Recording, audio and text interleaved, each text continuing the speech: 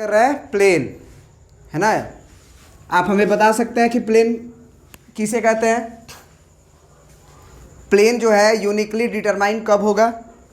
बोलो। प्लेन जो है यूनिकली डिटरमाइन कब होगा?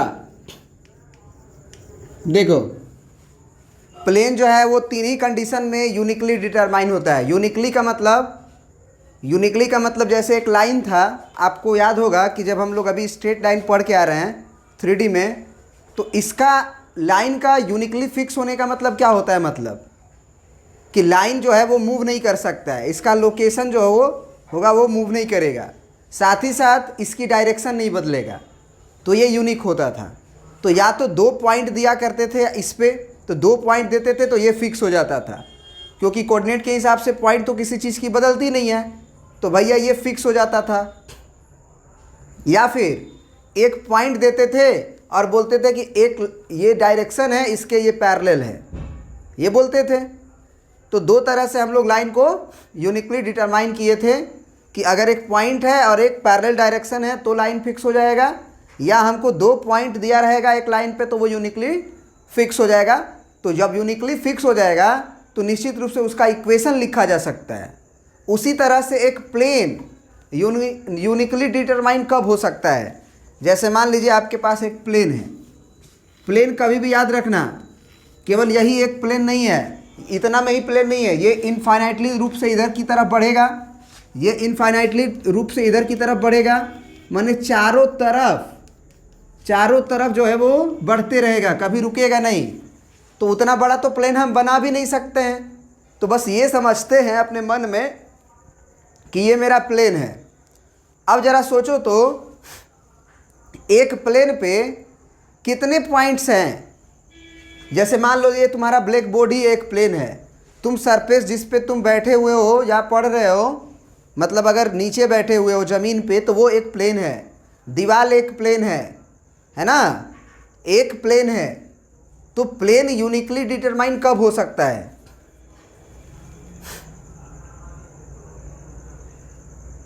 कहोगे कि सर अगर 2 पॉइंट दे देंगे तो फिक्स हो जाएगा। क्या 2 पॉइंट देने से प्लेन फिक्स हो सकता है? सोच के देखो, अगर 2 पॉइंट देने से प्लेन फिक्स हो जाता, नहीं, ऐसा संभव नहीं है, नहीं होगा। क्यों नहीं होगा? देखो, अगर 2 पॉइंट यहाँ पे मान लो दिया है, मान लो यहाँ पे 2 पॉइंट तुम्हें हम दिए हुए हैं, तो ये 2 पॉइंट से एक लाइन तो जाएगा, ये लाइन मान के चलो, लेकिन ये प्लेन देखो, ये जो हम हाथ में लिए हैं, ये प्लेन मूव कर रहा है। तो प्लेन जो 2 पॉइंट से क्या कभी फिक्स हो पाएगा? बोलो। नहीं, 2 पॉइंट से तो नहीं फिक्स हो पाएगा, क्योंकि 2 पॉइंट से अगर फिक्स होता तो उस पर हम अगर एक प्लेन को रख दें दोनों पॉइंट से पास करता हुआ और प्लेन को ऐसे रोटेट कर दें तो देयर आर मेनी प्लेन्स। तो मेनी प्लेन्स होगा तो कोऑर्डिनेट के हिसाब से उसका इक्वेशन भी अलग अलग होगा। X axis, Y axis, Z axis से अगर मूवमेंट बदल रहा है, प्लेन अगर फिक्स नहीं हो रहा है तो उसका इक्वेशन तो अलग अलग हो जाएगा। तो यूनिकली डिटरमाइन का मतलब होता है कि प्लेन जो है वो मूव करे ही नहीं और ना घूम पाए। तो अगर 3 को पॉइंट दे दिया जाए तब ऐसा हो सकता है, और वो भी 3 पॉइंट होना चाहिए नॉन कोलिनियर। अगर तीनों अगर एक सीध में आ जाएगा तब तो भैया फिर प्लेन घूमने लगेगा, लेकिन अगर 3 पॉइंट दे दिया जाए एक प्लेन के ऊपर, चाहे कहीं भी अगर नॉन कोलिनियर हो, यहाँ यहाँ यहाँ, तो इसके ऊपर एक ट्रेंगल बनेगा मिला के, उस ट्रेंगल में एक प्लेन रखा जा सकता है जो चारों तरफ ऊपर नीचे बढ़ सकता है। बात समझ रहे हो? कोई भी हवा में 3 पॉइंट तुम रख लो, यहाँ रख लो, यहाँ रख लो, यहाँ रख लो, तो यहाँ यहाँ यहाँ रख के इस पर एक ट्रेंगल बना लो। पहले ट्रेंगल बनाए, उसमें एक प्लेन रख दो। अब एक प्लेन रख दोगे तो वो इनफाइनाइटली रूप से बढ़ सकता है। तो ये कंफर्म हो जाओ कि 3 पॉइंट अगर नॉन कोलिनियर होगा तो हमारा प्लेन यूनिकली हो जाएगा, वो मूव नहीं कर सकता है, क्योंकि मूव करेगा तो पॉइंट इधर उधर हो जाएगा। जैसे ये पॉइंट दोनों है, एक पॉइंट यहाँ है, हम ये प्लेन रखे तो इसको घुमाए तो ये पॉइंट हट गया, तो यूनिकली नहीं ना हुआ। तो ये इसे भी रहना चाहिए प्लेन के ऊपर, तो ये ऐसे ही रहेगा। फिर कहोगे कि ये वाला और इसको ऐसे घुमाए तो ये भी नहीं आएगा, मतलब अगर कोई भी पॉइंट हटाओगे तो प्लेन बदलेगा, लेकिन अगर तीनों पॉइंट से पास करता हुआ प्लेन को रखोगे तो वो यूनिक प्लेन होगा। ये कंफर्म हो गया? बोलो। तो एक पॉइंट तो हम लोग सीख गए कि तीन नॉन कोलिनियर पॉइंट्स रहेगा तो हमारा प्लेन यूनिकली डिटरमाइन होगा, और यूनिकली डिटरमाइन होगा तो उसका इक्वेशन लिखा जा सकता है। पहला कंडीशन था। और भी दो कंडीशन है जिससे प्लेन यूनिकली डिटरमाइन होता है। जैसे लाइन में एक पॉइंट और एक पैरेलल डायरेक्शन रहता था तो हम क्या कहते थे कि एक लाइन हो जाएगा उससे पास करता हुआ दोनों से। उसी तरह से अभी और दो पॉइंट होता था तो एक लाइन पास करेगा, ये भी पढ़े थे। उसी तरह से प्लेन को यूनिक होने के लिए तीन कंडीशन है हमारे पास एनसीईआरटीज़ में। और भी हैं लेकिन एक्चुअली वो ऐसे ही हो जाते हैं, लेकिन आप तीन ही पढ़ो, तीन ही एनसीईआरटी में है। तो एक तो ये रहा तुम्हारा कि तीन नॉन कोलिनियर पॉइंट्स गिवन रहेंगे तब। दूसरा देखो कब, अगर एक प्लेन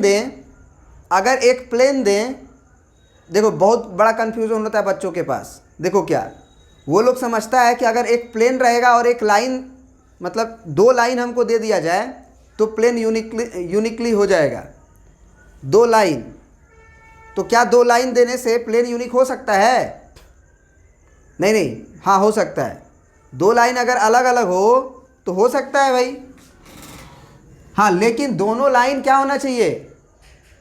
इंटरसेक्टिंग होना चाहिए ना। अगर उस प्लेन के ऊपर दो लाइन आ जाएगा तो क्या उसका इक्वेशन लिख पाएंगे हम लोग? लिख सकते हैं, लेकिन उसको छोड़ो। बस पहले ये समझो कि अगर तुमको एक प्लेन दिया रहेगा और उसका नॉर्मल का डायरेक्शन दिया रहेगा तो भी वो प्लेन फिक्स हो जाता है। अगर हम प्लेन दे दें, कोई भी प्लेन, बोर्ड, और बोर्ड के प्लेन के नॉर्मल का में एक डायरेक्शन दे दे, जैसे ये बोर्ड है इसके ऊपर हम नॉर्मल में डायरेक्शन ये बोल सकते हैं कि ये परपेंडिकुलर है इस पे, ऐसे। समझ रहे हो बात को? तो ये यूनिक हो जाएगा। मतलब एक नॉर्मल वेक्टर दे दें और एक पॉइंट दे दें। अगर हम नॉर्मल वेक्टर दे दें, जैसे ये देखो, अब प्लेन इसके परपेंडिकुलर ही होगा, जब भी होगा प्लेन इसके परपेंडिकुलर होगा। जैसे बॉडी है परपेंडिकुलर है, लेकिन प्लेन को जरा देखो तो इसको घसका के यहाँ लाया जा सकता है। बोर्ड को इस पे बोलो, घसका के ला सकते हैं कि नहीं ला सकते हैं? जैसे हम ये बोर्ड है, दीवार है, इसको हम छेद कर दिए। अब ये नॉर्मल तो है, गोल में छेद किए हुए। अब ये पाइप को हम अगर अंदर डालेंगे तो ये नॉर्मल के डायरेक्शन में, ऐसा नहीं लग रहा कि बोर्ड भी इधर उधर हो सकता है। तो इसका मतलब ये हुआ कि प्लेन यूनिक नहीं रहा, प्लेन तो मूव कर रहा है। प्लेन यूनिक का मतलब फिक्स हो जाना चाहिए। तो हम क्या बोलेंगे कि अगर हम एक प्लेन पे पॉइंट भी दे दें कोऑर्डिनेट के हिसाब से XYZ, और प्लेन का नॉर्मल डायरेक्शन दे दें, तब वो फिक्स हो जाएगा। मानते हो इस बात को? जैसे हम मान लो एक प्लेन दे दिए और उस पर हम एक फिक्स पॉइंट दे दिए कि ये पॉइंट, इसी पॉइंट से ये प्लेन पास कर रहा है, तो इस पॉइंट से पास कर रहा है, साथ ही साथ इसके परपेंडिकुलर भी है, तो कहाँ से मूव हो पाएगा? बात समझ रहे हो? नॉर्मल पे नहीं, कहीं दूसरे जगह प्लेन के ऊपर। मान लो यहाँ पे पॉइंट है, जैसे बोर्ड ही तुम मान लो प्लेन है और यहाँ पे पॉइंट हमको दे दिया है। अब यहाँ से पॉइंट दे दिया और बोला है कि ये बोर्ड जो है ना इस वेक्टर के परपेंडिकुलर है। मतलब ये नॉर्मल वेक्टर दिया है, इसके प्लेन परपेंडिकुलर है। प्लेन का परपेंडिकुलर देखो, यहाँ से भी 90 डिग्री बनेगा, यहाँ से भी 90 डिग्री, सब जगह से 90 डिग्री बनेगा। समझ रहे हो कि नहीं समझ रहे हो? ये पूरा बोर्ड पे अगर परपेंडिकुलर है तो कहीं से एक लाइन खींच लो इस बोर्ड पे, कहीं से भी, वो हर चीज़ से क्या बनाएगा? ये वाला हमारा 90 डिग्री बनाएगा कि नहीं बनाएगा? तो अगर ये प्लेन हमारा एक पॉइंट से पास कर रहा है, साथ ही साथ इसके परपेंडिकुलर है, तो ये यूनिक हो जाएगा। कैसे यूनिक हो जाएगा? देखो, अगर इससे पास करा तो ये यहाँ से घसकेगा नहीं, और टेढ़ा करोगे अगर मान के चलो तो परपेंडिकुलर रहा नहीं। तो हमने बोला है ना कि नहीं, इसके परपेंडिकुलर होना चाहिए। तो इसके परपेंडिकुलर और इससे पास करता हुआ तो एक ही प्लेन होगा ना। क्या और कोई प्लेन लिखा जा सकता है? इस बोर्ड के अलावा इस बोर्ड पे ये प्लेन है, पॉइंट है और ये नॉर्मल वेक्टर है, इसके परपेंडिकुलर भी होना चाहिए वो प्लेन और इससे पास भी होना चाहिए। क्या इस बोर्ड के अलावा और कोई है? तो इसी को यूनिकली डिटरमाइन बोलते हैं कि प्लेन जो है वो यूनिकली डिटरमाइन हो गया। तो दो कंडीशन तो समझ गए कि अगर हमें एक पॉइंट दिया रहेगा और प्लेन पर और एक हमको नॉर्मल वेक्टर, उस प्लेन के परपेंडिकुलर कहीं से भी नॉर्मल वेक्टर हो सकता है, there are many normal vector. मानते हो कि नहीं मानते हो? ये पूरा बोर्ड था, ये परपेंडिकुलर था, तो बोर्ड पे कहीं भी पॉइंट दे दे, कहीं भी उधर दे दे कोना में एकदम जाके, इधर प्लेन तो बढ़ता रहता है इन्फाइनाइटली तरफ से चारों तरफ, कहीं भी दे दे, प्लेन पे बस होना चाहिए और साथ ही साथ एक नॉर्मल वेक्टर दे दे तो वो भैया फिक्स हो जाएगा। समझ गए ये बात? एक और कंडीशन है जो तुम्हारे एनसीईआरटी में दिया है, बोल रहा है बस देखो ये जो हम बताएं ना यही वाला चीज़ है, वो भी अभी जो बताएंगे। सबसे पहला यूनिकली डिटरमाइन करने के लिए क्या बोला कि आपके पास मान लो एक्स एक्सिस है ना, एक्स एक्सिस है, ये वाई एक्सिस है और ये जेड एक्सिस है। ओरिजिन से परपेंडिकुलर डिस्टेंस दिया है, ये क्या दिया है मान लो, ओरिजिन से परपेंडिकुलर डिस्टेंस। ये कॉर्नर जैसा लग रहा है कि नहीं तुम्हें, ये बताओ। तो ये परपेंडिकुलर डिस्टेंस दे दिया है ना। परपेंडिकुलर डिस्टेंस का मतलब समझ रहे हो ना, ओरिजिन से एक दूरी दे दिया कि नहीं 4 मीटर 5 मीटर 10 मीटर, और कभी भी डिस्टेंस का मतलब होता है परपेंडिकुलर से। तो अगर मान लो ओरिजिन से 4 मीटर हमको परपेंडिकुलर डिस्टेंस दे दिया और साथ ही साथ ज़रा समझने का कोशिश करना, एक नॉर्मल वेक्टर भी दिया है, परपेंडिकुलर डिस्टेंस भी दिया है और एक नॉर्मल वेक्टर भी दिया है। सुनो ध्यान से, प्लेन के नॉर्मल वेक्टर, प्लेन का नॉर्मल वेक्टर, तो अब बताओ ये फिक्स हो जाएगा कि नहीं?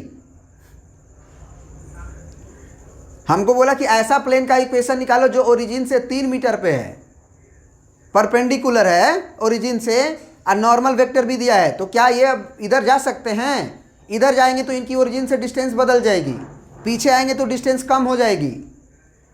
तो डिस्टेंस को फिक्स कर दे अगर ओरिजिन से हम, और हम बोले कि नहीं ये इसका नॉर्मल वेक्टर भी दिया है, इसका समझ रहे हो ना। परपेंडिकुलर डिस्टेंस का मतलब होता ही है कि वहाँ पे प्लेन पर का कोई भी लाइन, प्लेन पर का कोई भी लाइन जो होगा इस लाइन से 90 डिग्री का एंगल बनाएगा।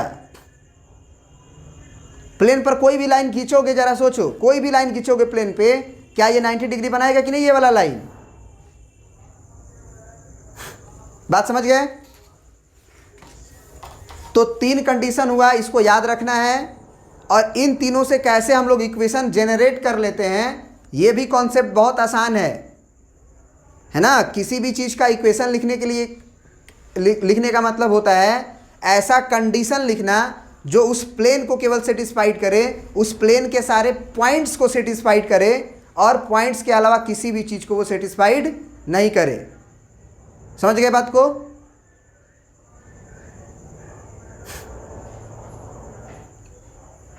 किसी भी लाइन का इक्वेशन का मतलब क्या था कि उस लाइन पर के सारे पॉइंट्स को सेटिस्फाइड करे, इक्वेशन का मतलब, और उस लाइन पर अगर पॉइंट ना हो तो सेटिस्फाइड ना करे। तो प्लेन का भी इक्वेशन का मतलब क्या होगा, किसी भी कर्व का इक्वेशन का मतलब क्या होगा कि उस कर्व के, उस प्लेन के, उस लाइन के पॉइंट्स को तो वो सेटिस्फाइड करे इक्वेशन, और उसके अलावा कोई भी पॉइंट्स को अगर रहे तो सेटिस्फाइड नहीं करे, तब माना जाएगा कि नहीं उस प्लेन का इक्वेशन था वो, तभी उसके पॉइंट्स को सेटिस्फाइड किया, उसके पे नहीं था तो उसको सेटिस्फाइड नहीं किया। क्लियर है? तो अब ये बात को लिख लेंगे हम लोग अपने कॉपी पे कि a plane is uniquely determined when, हम बोर्ड मिटाते हैं और लिखते हैं। अब जो है ये कहानी आप लिख लीजिए जो हम लोग पढ़े, जो हम लोग अभी पढ़े मुझबानी, उसको लिख लेना है ना। बिल्कुल अगर आप नहीं लिखिएगा चीज़ों को तो समझिएगा नहीं बाद में, है ना। इसलिए आप चीज़ों को लिख लीजिए, लिखते वक्त दिमाग बोलता है तब न पेन चलता है, तो वो दिमाग एक्सरसाइज करता है। तो लिखा गया कि a plane is determined uniquely if and one of the following known. ये एनसीईआरटीज में भी लिखा हुआ है, वही चीज़ हम प्रिंट आउट किए हैं। A plane is determined uniquely if one of the following is known. इसमें से ही कोई एक होगा। कौन सा? The normal to the plane and its distance from the origin is given. Normal to the plane दिया हुआ हो and distance from origin is given, that is equation of plane in normal form. अगर कोई plane का origin से distance दिया हुआ हो और नॉर्मल दिया हो, नॉर्मल का मतलब नॉर्मल वेक्टर या नॉर्मल का डायरेक्शन दिया हुआ हो, तो उस प्लेन का जो इक्वेशन लिखते हैं हम लोग, अगर डिस्टेंस ओरिजिन से दिया हुआ है, ओरिजिन से डिस्टेंस का मतलब तिरछा नहीं, वो प्लेन उसके ऊपर 90 डिग्री का एंगल बना रहा होगा ओरिजिन से जो डिस्टेंस दिया गया है। ऐसे मान लो वो कॉर्नर है तो, है ना, 90 डिग्री का इधर आएगा, तो इस फॉर्म को बोलते हैं हम लोग equation of plane in normal form. दूसरा बताया गया आपको कि it passes through a point, मतलब एक प्लेन जो कि पास करेगा एक गिवन पॉइंट से and it's perpendicular to a given direction, मतलब it's perpendicular to a given direction, मतलब प्लेन क्या हो, एक फिक्स पॉइंट से पास करें और एक परपेंडिकुलर डायरेक्शन हमको दिया गया हो। और तीसरा बताए थे, जो पहला हम बताए थे कि it passes through 3 non collinear points. 3 non collinear points अगर हवा में दिया हुआ है तो उसको मिलाने के बाद जो ट्रेंगल बनेगा, उसी ट्रेंगल को चारों तरफ से बढ़ा दो, एक प्लेन आ जाएगा। तो पॉइंट एक्चुअली फिक्स रहता है, कोऑर्डिनेट के हिसाब से पॉइंट इधर उधर नहीं जा सकता है, तो प्लेन भी भैया यूनिक जगह पे फिक्स हो जाएगा। फिर लिखा है कि we shall find vector and Cartesian equation of the plane, और इसमें हम लोग को वेक्टर इक्वेशन प्लेन का और कार्टेशियन इक्वेशन प्लेन का निकालना है। तो ये तो रहा तुम्हारा इंट्रो। अब हम बारी बारी से पढ़ेंगे। पहला पढ़ेंगे हम लोग क्या, नॉर्मल फॉर्म में क्या, प्लेन का इक्वेशन पहला पढ़ेंगे, फिर दूसरा पढ़ेंगे, फिर तीसरा पढ़ेंगे। तो चलिए स्टार्ट करते हैं हम लोग पहला नेक्स्ट वीडियो में।